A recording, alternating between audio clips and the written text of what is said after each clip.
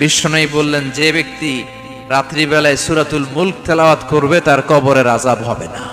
কবরে প্রথম প্রশ্ন করা হবে, মার রব্বুক, তোমার রবের নাম কি? আমাদের রব কে?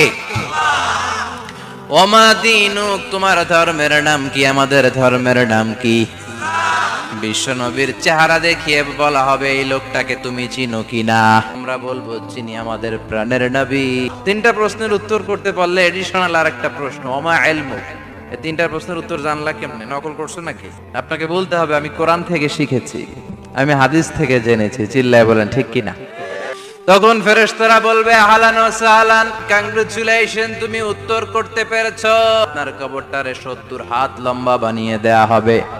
ইফতাহু লাহু বাবুন ইলাল জান্নাহ, জান্নাতের দিকে দরজা করে দেয়া হবে। ইলবাসু মিন লিবাসিল জান্নাহ, জান্নাতের পোশাক পরিয়ে দেয়া হবে। আর বলা হবে, নাম কানাউমিল আরুস, বাসর রাতে কনেকে নিয়ে বর যেমনি শান্তির ঘুম, আরামের ঘুম দেয়, তুমিও ঘুম দাও।